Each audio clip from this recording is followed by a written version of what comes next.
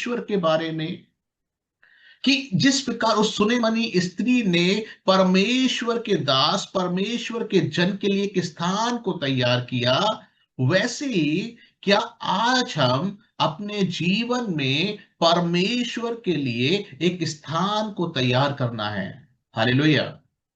परमेश्वर का वचन कहता है कि जब ऐसा हुआ तो वहां पे क्या हुआ, 12 पद में, फिर उसने अपने सेवक गेजी से कहा, उस सुनेमनी को बुला ले, उस स्त्री को तू बुला ले और क्या कर। और उसके बुलाने से वो सामने खड़ी हुई। तब उसने गेजी से कहा, इससे कह, तू हमारे लिए ऐसी बड़ी चिंता की है, तो तेरे लिए क्या किया जाए।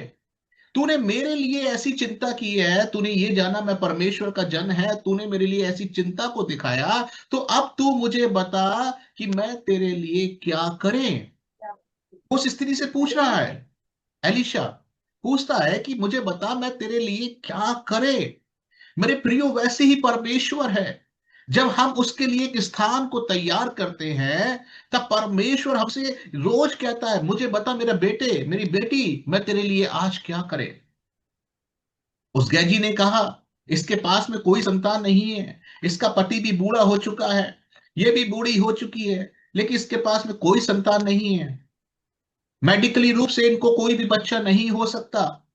लेकिन परमेश्वर का जन कहता है, तूने मेरे लिए चिंता की है, इसलिए देख, अगले साल इसी ऋतु में, इसी समय में तुझे एक संतान प्राप्ति होगी। और परमेश्वर के जन ने उसको आशीष दिया। हालेलुया। मेरे प्रियो, कई बार मैं इस बात को भी बोले, हमारी कलीसिया हमेशा परमेश्वर के लोगों का आदर करने वाली कलीसिया बनी है। हालेलुया। हाथ उठा के बोले हालेलुया। हमेशा परमेश्वर के लोगों का आदर करने वाली बनी है। और बहुत जरूरी है कि हमें परमेश्वर के लोगों का, उसके दासों का आदर करना है।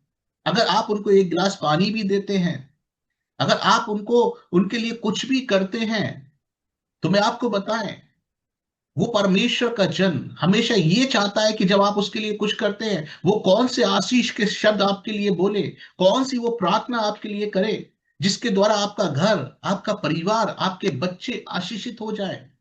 हालेलुया। कई बार उनकी प्रार्थनाओं का मतलब आप समझ नहीं पाएंगे जब वो आपके घरों के अंदर आते हैं। जब आप उनके लिए कुछ भी चीजों को करते, हो सकता है आप उन बातों को समझ ना पाए। लेकिन मेरे प्रियो, परमेश्वर के दासों का आदर करना एक बहुत बड़ी आशीष होता है। जो कोई भी व्यक्ति परमेश्वर के वचन को लेकर के आता है ना, हो सकता है हमारी कलीसिया के लीडर्स लोग ही हैं, आपके घरों में आते हैं, आपको कलीसिया होने के नाते उनका आदर करना बहुत ही ज्यादा जरूरी है। क्यों?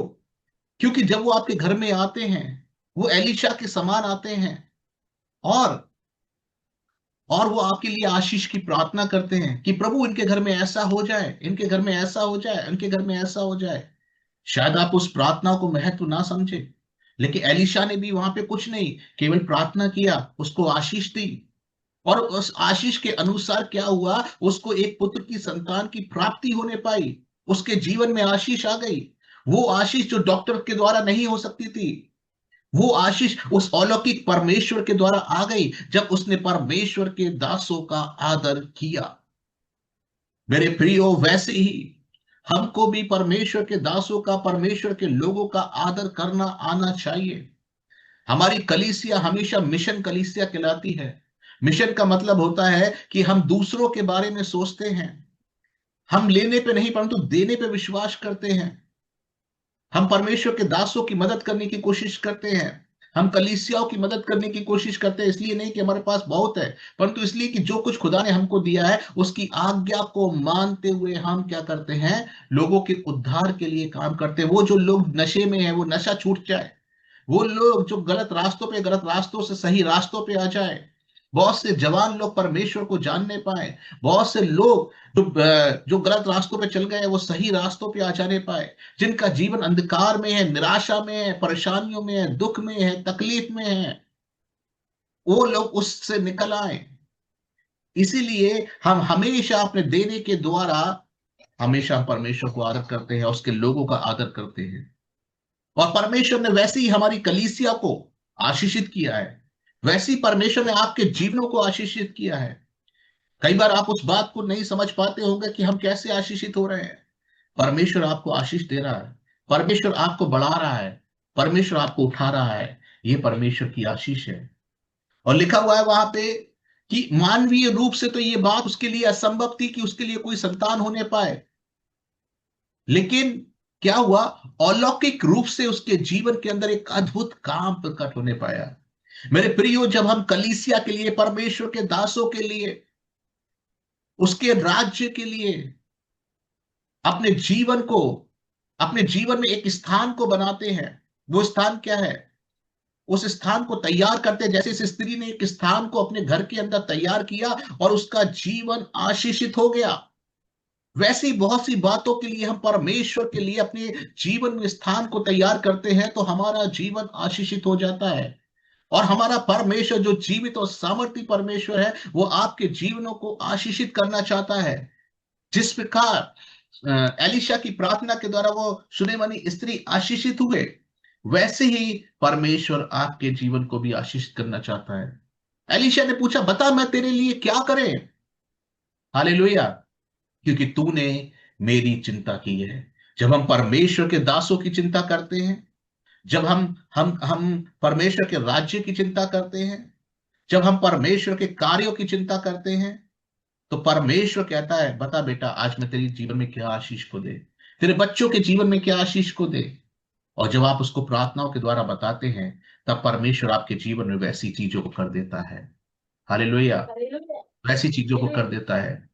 बाइबल में लिखा हुआ है, 17 अध्याय, पहला राजा 17 अध्याय में है, 12 से 16 पद अगर आप पढ़ेंगे तो वहां पे लिखा हुआ है, एक विधवा स्त्री के बारे में लिखा हुआ है, जिसके पास परमेश्वर ने अपने दास को भेजा, जिसका नाम एलिया था।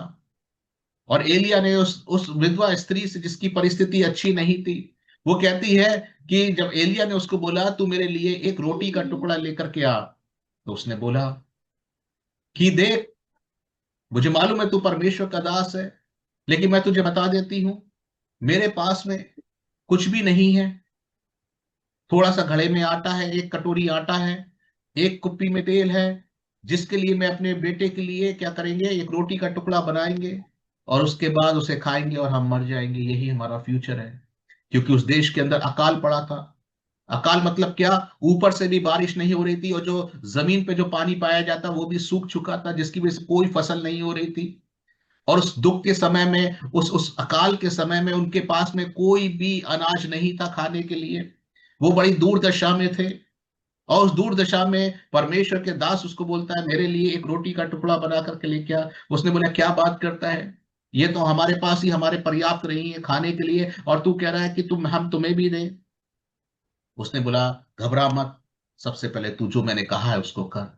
और वो स्त्री जाती है और एक टुकड़ा रोटी का उसके लिए बना करके लेके आती है। वो सोचती है, अरे ये तो परमेश्वर का जन है, मुझे इसको जरूर, इसको आदर करना चाहिए, जो उसने कहा है उसकी बात का आदर करना चाहिए। और वो जाती है, अपनी कमी घटी में से उस टुकड़े को लेके आती है और ला करके परमेश्वर के दास को देती है। और परमेश्वर का दास एक ही बात कहता है, देख आज के बाद ना तो इस घड़े का आटा खत्म होगा और ना ही इस कुप्पी का तेल खत्म होगा। मेरे प्रियो, जब हम अपने जीवन के अंदर पहला स्थान परमेश्वर को देते हैं, उसके लोगों को देते हैं, उसके दासों को देते हैं, तो परमेश्वर कहता है तुम्हारे घर के अंदर किसी बात की कमी घटी नहीं होगी। हालेलुया। हालेलुया। हालेलुया। अपने बराबर वाले से बोले, तुम्हारे घर में किसी बात की कमी घटी नहीं होगी। आमेन। जब आप परमेश्वर को पहला स्थान देना जानते हैं, तो परमेश्वर कहता है तुम्हारे घर में किसी भी बात की कमी घटी नहीं होगी। हो सकता है अकाल का समय, मुश्किल का समय, तकलीफ का समय है, लेकिन उस तकलीफ के समय में, मुश्किल समय में, जब हम छोटी छोटी चीजों में खुदा को ऑनर देना जानते हैं, तब परमेश्वर उसमें अपनी आशीष को देता है।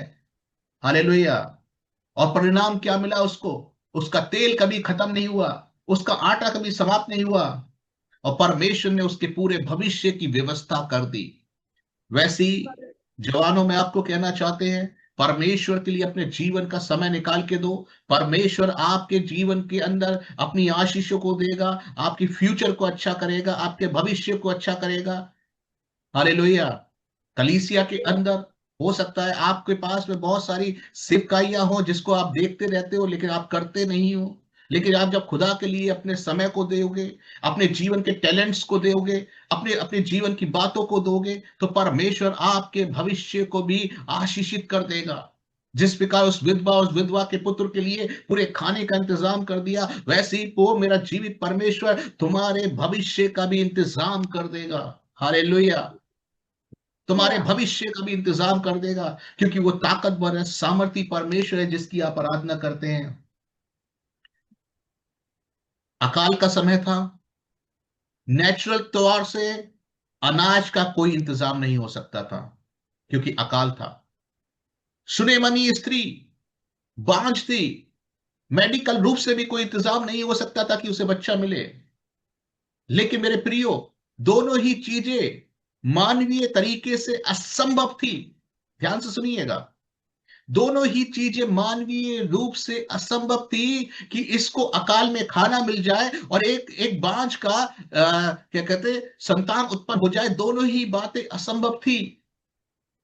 लेकिन जब दोनों ने ही परमेश्वर के दास का आदर किया, सम्मान किया, दोनों के ही जीवन के अंदर आशीष आ गई।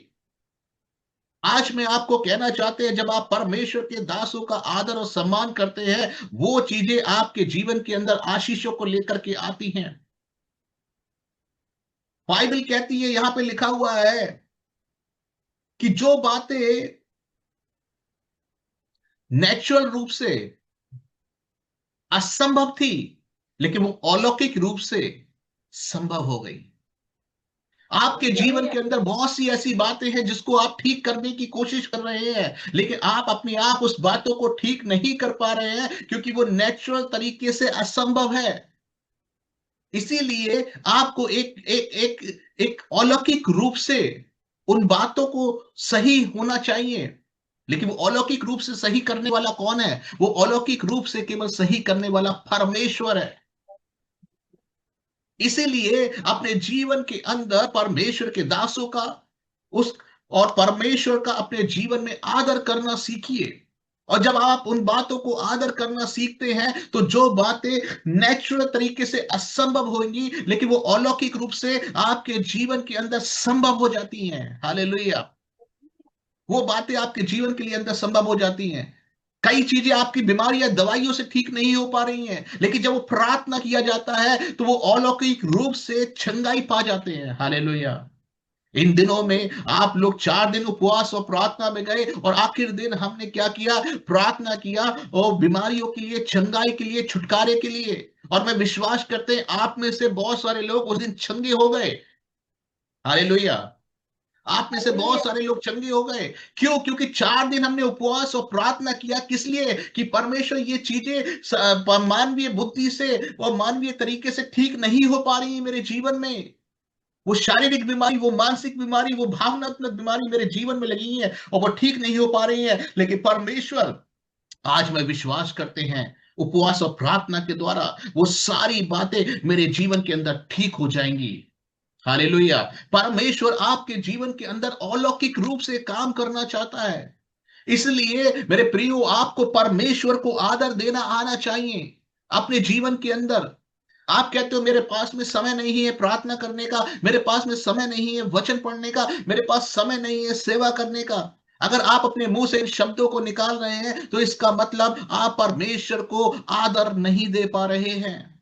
हाँ, परमेश्वर, मेरे पास समय नहीं है, मैं 1 घंटा नहीं निकाल सकता, लेकिन मैं 15 मिनट तेरे लिए जरूर निकालेंगे, जिसमें मैं तुझे अपने जीवन से आदर देंगे। हाथ उठा के बोलो हालेलुया, धन्यवाद बोलो जोर से, कि परमेश्वर मैं तुझे आदर देंगे।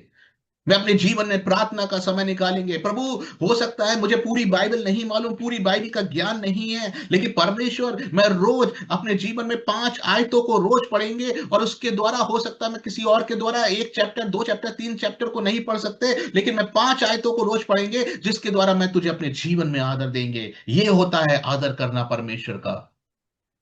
केवल मुंह से ही कहना नहीं आदर, परंतु उन बातों को करके दिखाना। हालेलुया। मैं रोज परमेश्वर सेवा में नहीं जा सकते क्योंकि मैं जॉब करते हैं, ड्यूटी करते हैं, बिजनेस करते हैं, ये चीजें करते हैं। लेकिन परमेश्वर एक दिन जरूर मैं लोगों के लिए प्रार्थना करने के लिए, शुक्रवार को एक प्रार्थना का समूह आता है चर्च में और प्रार्थना करता है बहुत सारी चीजों के लिए, कि परमेश्वर में बहुत सारी चीजें नहीं कर सकते, लेकिन मैं लोगों के लिए, पास्टर्स के लिए, कलीसियाओं के लिए जाकर के प्रार्थना करेंगे। वो होता है परमेश्वर को आदर देना। वो नहीं होता परमेश्वर को आदर देना जब आप शुक्रवार की प्रार्थना को निगलेक्ट करते हैं, ग्रुप की प्रार्थना को निगलेक्ट करते हैं, सेवकाइयों को निगलेक्ट करते हैं।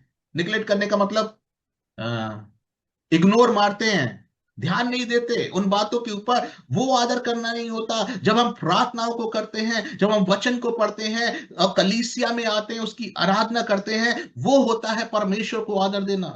हालेलुया। आज के दिन में आपको कहना चाहते हैं, हाँ हो सकता है आप अस्पताल के लिए रोज दौड़ लगा रहे हैं, रोज अस्पताल में डॉक्टर बुलाता है, आज आना, 3 दिन के बाद चेकअप कराने आना, 6 दिन के बाद चेकअप कराने आना, 15 दिन के बाद चेकअप कराना आना। और कितने लोग हैं यहाँ पे जो चेकअप कराने के लिए अस्पतालों में भागते रहते हैं, चक्कर लगाते रहते हैं। कोई लखनऊ जाता है, कोई बॉम्बे जाता है, कोई दिल्ली जाता है और बहुत सारा पैसे को व्यय करता है, खर्च करता है और वहां के चक्कर पे चक्कर लगाता रहता है और उनकी बीमारियां ठीक नहीं होती। लेकिन मेरे प्रियो, आप ठीक हो सकते हैं, आपके जीवन में बड़ा काम हो सकता है जब आप परमेश्वर के अलौकिक बातों के लिए अपने जीवन को समर्पित करते हैं। वो अलौकिक बातें क्या है? वो है अलौकिक बातें हैं प्रार्थना का जीवन, वचन का जीवन, सेवा का जीवन। वो बातें अलौकिक जीवन में हैं और परमेश्वर इन बातों को हमारे जीवन के अंदर देखता है। ये मेरा बेटा है, ये मेरी बेटी है, किस बात की चिंता, कलीसिया की चिंता, सेवा की चिंता, आराधना की चिंता, वचन की चिंता, प्रार्थना की चिंता करती है। तो वो परमेश्वर कहता है, बता मेरा बेटा, बता मेरी बेटी, मैं तेरे लिए क्या करे। और जब आप उसको अपनी बातों को बताते हैं, वैसा ही परमेश्वर आपके जीवन के अंदर कर देता है। हालेलुया। एक दिन उस सुनेमनी स्त्री, जो बच्चा प्रार्थना के द्वारा मिला था, आशीष के द्वारा मिला था, एक दिन वो कहता है अपने पिता से, मेरे सर में बहुत दर्द हो रहा है, दर्द हो रहा है, दर्द हो रहा है। उसका पिता कहता है इसको इसकी माँ के पास ले जाओ। और जब वो माँ के पास लेके जाते हैं, पूरे दिन वो उसकी माँ की गोद में लेटा रहता है और अचानक से वो मर जाता है। अब ये स्त्री क्या करती है? ध्यान से सुनिएगा, वचन को समझने के लिए मैं आपको बता रहे हैं। ये स्त्री क्या करती है? उस परमेश्वर के दास का कमरा ऊपर है, इसका कमरा नीचे है। ये स्त्री उस बच्चे को अपने बेड पे नहीं सुलाती है, अपनी खाट पे नहीं डालती है, परंतु ये स्त्री उस बच्चे को, जो हो सकता है हैवी हो सकता है उठाने में, उस बच्चे को उठाती है और उठा करके वो चिल्लाती नहीं है, रोती नहीं है। उसे मालूम चला मेरा बच्चा मर गया है। उस बच्चे को उठाती है और सीढ़ियां चढ़ती है, मेहनत करती है, सीढ़ियां चढ़ती है और ले जाके परमेश्वर के दास जिस खाट पे वो लेटा करता था उसी पे वो रख देती है। क्यों उसने अपनी खाट पे नहीं रखा? सोचने वाली बात है। क्यों उसने अपने कमरे में नहीं रखा? क्यों वो परमेश्वर के कमरे में, परमेश्वर की खाट पर लेकर के गया? क्योंकि उसको मालूम था मेरे कमरे में इसके जीवन में कोई चमत्कार नहीं हो सकता। लेकिन जब ये परमेश्वर के दास के उस कमरे में, जहां पे वो ठहरता है, जहां पे उसके परमेश्वर की उपस्थिति उसके साथ साथ चलती है, उसके साथ साथ रहती है, जहां पे परमेश्वर का दास प्रार्थना करता है, मैं इस बच्चे को उसी जगह पे लेके जाऊंगी क्योंकि मुझे मालूम है ये बच्चा उसी जगह पे इसके जीवन में चमत्कार होगी। और वो सीधे परमेश्वर के दास के पास भागती है। अरे इसका बच्चा मर गया, कहाँ जाना चाहिए था? अस्पताल में जाना चाहिए था, दिखाने जाना चाहिए था, वो करने जाना चाहिए था। वो अस्पताल को नहीं भागती है, वो डॉक्टर के पास में नहीं भागती, वो वैद्य के पास में नहीं भागती, वो सीधे भागती है तो परमेश्वर के दास के पास में भागती है। और मेरे प्रियो, परमेश्वर के दास के पास में जब जाती है, उसको वो लेकर आती है उसी जगह पे। और परमेश्वर का दास जब आता है, वो उसके लिए प्रार्थना करता है। और जब वो प्रार्थना करता है तो बाइबल बताती है वो बच्चा फिर से जीवित हो जाता है। जोरदार ताली परमेश्वर की महिमा में। वो बच्चा फिर से जीवित हो जाता है। मेरे प्रियो, में आपको कहना चाहते हैं, अगर आपके जीवन के अंदर अलौकिक कामों को देखना है तो आपके घर में बैठ करके वो अलौकिक काम नहीं होगा। आपको अपने घर से निकल के कलीसिया आना पड़ेगा। कलीसिया वो स्थान है जहां पे परमेश्वर की उपस्थिति रहती है। कलीसिया वो स्थान है जहां पे परमेश्वर के लोग घुटने टेक करके प्रार्थना करते हैं। कलीसिया वो स्थान है जहां पे परमेश्वर की उपस्थिति सदा बनी रहती है। जब आप इस स्थान में आते हैं तो परमेश्वर आपके जीवन के अंदर आश्चर्य कर्म को करता है। अगर आप बीमार हैं, कहां पे आना है? आपको परमेश्वर के भवन में आना है। आपको कहां जाना है? परमेश्वर के भवन में जाना है, क्योंकि आपको मालूम है ये चीजें मानवीय रूप से ठीक नहीं होंगी। मुझे अलौकिक परमेश्वर की आवश्यकता है, और वो अलौकिक परमेश्वर मुझको परमेश्वर के भवन में मिलेगा। और जब वहां पे आते हैं तो मेरे प्रियो क्या होता है, आपके जीवन के अंदर एक गवाही बन जाती है। और वो गवाही क्या होती है? पहले मैं बीमार थे, इस कलीसिया में आए, और यहाँ पे सिस्टर्स लोगों ने, लीडर्स लोगों ने, पास्टर्स ने प्रार्थना किया, और मैं चंगे हो गए। आपके पास में एक गवाही हो जाती है। अब ये सुनेमनी स्त्री जिसके पास पहले एक गवाही थी कि इसके पास बच्चा नहीं था, एक गवाही वो थी कि परमेश्वर ने इसको बुढ़ापे में एक बच्चा दे दिया, और दूसरी गवाही ये थी जो बच्चा मर गया था वो जीवित हो गया। हालेलुया। परमेश्वर वो सामर्थी परमेश्वर है जो हमेशा आपके जीवन के अंदर गवाहियों को लेकर के चलने वाला परमेश्वर है। इसलिए मेरे प्रियो, अपने जीवन के अंदर परमेश्वर के लिए एक स्थान को बनाएं, अपने घर में एक स्थान को बनाएं जहां पे परमेश्वर की उपस्थिति हो, और जहां पे परमेश्वर की उपस्थिति हो, और जहां पे आप प्रार्थना करो, जहां पे आप परमेश्वर की आराधना करो, जहां पे आप परमेश्वर के साथ संगति करो। और उसके साथ साथ केवल अपने घरों के अंदर स्थान ना बनाए, लेकिन कहीं ना कहीं आपको अपने दिलों के अंदर भी परमेश्वर के लिए एक स्थान को तैयार करना है। वो स्थान जो जो परमेश्वर के बगैर चल रहा है। कई बार आपकी आराधना परमेश्वर के बगैर है, कई बार आपकी प्रार्थना परमेश्वर के बगैर है, कई बार आपका वचन प्रचार करना परमेश्वर के बगैर है। होना चाहिए कि आपके जीवन के अंदर आप परमेश्वर के लिए एक स्थान को तैयार करें। हालेलुया। और इसीलिए हमने उपवास और प्रार्थना को ये 4 दिन का रखा था। और बहुत खुशी की बात हुई कि 40 लोग उस उपवास और प्रार्थना में आए। और मैं आपको बताना चाहते हैं, उस उपवास और प्रार्थना को इसलिए रखा गया ताकि जो लोग परमेश्वर से दूरी को महसूस कर रहे हैं वो परमेश्वर के करीब आ जाए, और उनके जीवन के अंदर हम परमेश्वर के लिए एक स्थान को तैयार कर सके। इसलिए हमने उपवास और प्रार्थना के साथ में रखा कि पहले महीने में हम सब मिलकर के उपवास और प्रार्थना करें, और परमेश्वर के लिए अपने जीवन में एक स्थान को तैयार करें। क्योंकि हमें मालूम है जो बातें हमारी बुद्धि से हल नहीं हो सकती, वो बातें परमेश्वर की उपस्थिति से हल होंगी, वो बातें परमेश्वर की सामर्थ से हल होंगी, वो बातें प्रार्थना से और उपवास से हल होंगी। मैं विश्वास करते हैं इन दिनों के अंदर 4 दिन जितने लोग उपवास और प्रार्थना में गए हैं, मैं विश्वास करते हैं और गारंटी देते हैं कि आपका आत्मिक जीवन नीचे नहीं गया होगा, आपका आत्मिक जीवन ऊपर ही गया होगा। आप परमेश्वर में बड़े होंगे, उसकी उपस्थिति में बड़े होंगे, उसकी सामर्थ्य में बड़े होंगे, उसकी आशीष में बड़े होंगे। ये 4 दिन आपके जीवन के लिए बढ़ोतरी को लेकर के आए होंगे। हालेलुया। इसीलिए हमें उपवास और प्रार्थना, वचन, इन सारी बातों के लिए अपने जीवन के अंदर परमेश्वर के लिए एक स्थान को बनाना है, ताकि हम परमेश्वर में आगे बढ़ सके। हालेलुया। बाइबल बताती है। इसीलिए आज मैं आपसे कहना चाहते हैं, हमें परमेश्वर के लिए एक स्थान को तैयार करना है। पहला स्थान, सुनेमनी स्त्री ने अपने घर में एक स्थान तैयार किया, और परमेश्वर ने उसको आशीष दिया। उस विधवा स्त्री ने परमेश्वर के लिए परमेश्वर के दास के लिए पहला रोटी का टुकड़ा तैयार किया, और उस घड़े का आटा, कुप्पी का तेल खत्म नहीं हुआ। वैसे ही आपको और मुझको आज परमेश्वर के लिए पहला स्थान अपने जीवन में तैयार करना है। हालेलुया। आज मैं आपको कहना चाहते हैं, नई बात को मैं आपके साथ में इंट्रोड्यूस करने जा रहे हैं। वो बात क्या है? हमारी कलीसिया मिशन, चर्च प्लांटिंग कलीसिया है। क्या है? चर्च प्लांटिंग कलीसिया है। आज हम परमेश्वर के बड़े कामों को नेपाल के अंदर देखने पा रहे हैं। वहां पे के परमेश्वर के दास लोग बड़ी अद्भुत रीति से सेवा में लगे हुए हैं, और बहुत सी ऐसी जगहें हैं जहां पे लोग नहीं पहुंच सकते, वहां तक उन्होंने परमेश्वर के वचन को पहुंचा दिया है। और मैं बड़े आनंदित होते हैं जब देख करके ये सब हमारी कलीसिया इन सारे पास्टर्स के लिए आशीष का कारण बनी। इन सारे कलीसिया के द्वारा बहुत से लोग अंधकार से ज्योति में आ रहे हैं, बहुत से लोगों का जीवन परिवर्तन हो रहा है, बहुत से जवान लोग नशा छोड़ करके परमेश्वर की आराधना कर रहे हैं। कितनी अद्भुत बात हो रही है। जब पास्टर मुझको बता रहे हैं कि पास्टर, ये व्यक्ति तो बहुत ज्यादा ड्रिंक में फंसा हुआ था लड़का, लेकिन जब से इसके जीवन के अंदर परमेश्वर का वचन आया, जब से इसने बाइबल को सीखना चालू किया, इसने दारू पीना छोड़ दिया, इसने मसाला खाना छोड़ दिया, इसने सारे वो गलत कामों को छोड़ दिया, अब ये परमेश्वर के लिए क्या करता है? आराधना करता है। हालेलुया। परमेश्वर ने उसके जीवन को बदल दिया। आप तो इस जगह पे बैठे हुए हैं, लेकिन मैं आपको बताया, आपकी प्रार्थनाओं के द्वारा बहुत से लोग, जवानों का जीवन, बहुत से लोगों का जीवन परिवर्तित हो रहा है। हालेलुया। इसीलिए हमको उसके अंदर और आगे बढ़ने की आवश्यकता है। आज मैं कहना चाहते हैं, हमारी कलीसिया मिशन कलीसिया है। आज के दिन से एक नई बात को हम शुरू करना चाहते हैं। अभी आप सारे लोगों ने अपनी दान दिए, दशमांश दिए, लेकिन एक बात हम और चालू करना चाहते हैं। वो बात है मिशन फेथ प्लेज, विश्वास की प्रतिज्ञा। विश्वास की प्रतिज्ञा क्या है? विश्वास की प्रतिज्ञा वो है कि जिस प्रकार एक सुनेमनी स्त्री ने अपने घर के अंदर एक कमरे को तैयार किया और परमेश्वर के दास के लिए दे दिया।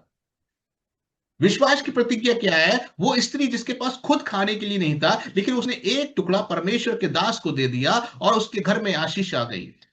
वैसे ही विश्वास की प्रतिज्ञा यह है कि जो परमेश्वर के दास लोग अलग अलग जगहों पे सेवा कर रहे हैं, चीजें कर रहे हैं, उनके जीवन के अंदर अगर हम आशीष को उनके लिए करते हैं, तो परमेश्वर हमारे जीवन को और हमारे परिवारों को भी आशीष देता है।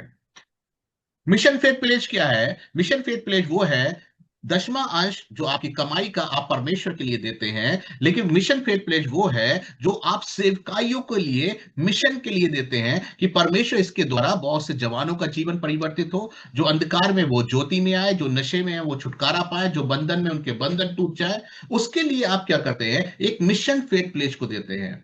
हमारे बहुत लंबे समय से हमारे कलीसिया के अंदर दो नाम है जिसको मैं बोलेंगे मिशन फेथ प्लेस दिया करते थे, सिस्टर ममता और सिस्टर वंदना। ये दो लोग बहुत ही ईमानदारी के साथ पिछले दिनों के अंदर मैंने देखा, अभी काफी समय से तो हमने इस पे ध्यान नहीं दिया, लेकिन पहले बहुत समय पहले ये दो लोग उसको कुछ छोटे से अमाउंट के रूप में दिया करते थे। अमाउंट मायने नहीं रखता, बात मायने रखता है क्या मेरा एक रुपया भी किसी के जीवन को बदलने के लिए उपयोग हो रहा है। आज हम दोबारा से उस प्रतिज्ञा को चालू करना चाहते हैं। हो सकता है 100 रुपए आप देना चाहते हैं, अच्छी बात है। 50 रुपए देना चाहते हैं, अच्छी बात है। 200 देना चाहते हैं, अच्छी बात है। 500 देना चाहते हैं, अच्छी बात है। वो आपके दिल के ऊपर डिपेंड करता है कि आपको परमेश्वर क्या बात करता है, जिसके द्वारा हम नई कलीसियाओं की मदद कर सकें और हम क्या कर सके, बहुतों के जीवन के बदलाव के लिए कामों को कर सके। इसलिए हमें क्या करना है? मिशन फेथ प्लेज को देना है, ताकि लोगों के जीवन को परिवर्तित, मतलब नशे से छुटकारे के लिए हम उसको क्या कर सके, लोग नशे से छुटकारा पाए, लोग अपनी बुरी आदतों से छुटकारा पाए, बुरे रास्तों से छुटकारा पाए और एक सही रास्ते पे चलने पाए और क्या होने पाए, उनका जीवन आशीषित होने पाए। तो आज हम उसको चालू करने जा रहे हैं। मैंने लाल बहादुर इन लोगों से एक क्यूआर कोड भी भेजा है, जो एक पीछे दीवार पे और एक आगे दीवार पे वो लगा देंगे। अगर आप ऑनलाइन उसको पे करना चाहते हैं तो ऑनलाइन आप परमेश्वर के दासों के लिए उस चीज को दे सकते हैं। अगर आप लिफाफे में देना चाहते हैं तो लाल बहादुर वहां पे है, और लोग जो भी वहां पे है अपने लिफाफे में विश्वास की प्रतिज्ञा लिख करके आप डाल सकते हैं, जिसके द्वारा वो दान क्या होगा, विश्वास की प्रतिज्ञा उन चीजों के लिए इस्तेमाल की जाएगी। विश्वास की प्रतिज्ञा ये है कि प्रभु, जिस प्रकार उस विधवा स्त्री ने विश्वास किया मेरे पास नहीं है, लेकिन मैं एक टुकड़ा निकाल कर देंगे क्योंकि मैं विश्वास करते हैं। वो है विश्वास की प्रतिज्ञा। ये नहीं कि आपके पास है उस पे मैं बात कर रहा है, मैं बात कर रहा है आपके पास नहीं है, उसमें से हम कुछ भाग को देते हैं, उसको कहा जाता है विश्वास की प्रतिज्ञा। प्रभु मेरे पास नहीं है लेकिन मैं देना चाहते हैं, तो क्या कर, मुझे आशीष दे।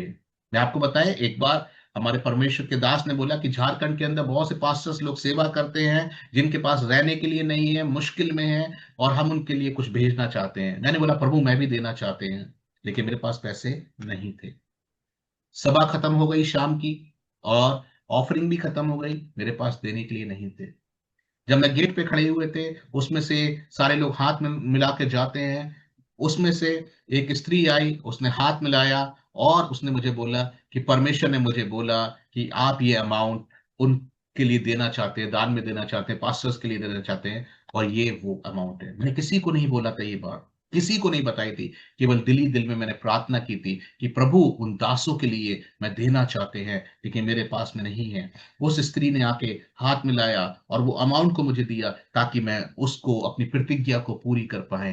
परमेश्वर आपके दिल की बातों को पूरा करता है जब आप उसके राज्य के लिए चिंता करते हैं। जिस प्रकार सुलेमानी ने, वो उसने, एलिशा ने बोला कि तूने परमेश्वर के दास की चिंता की है, तो तू मुझे बता मैं तेरे लिए क्या करे।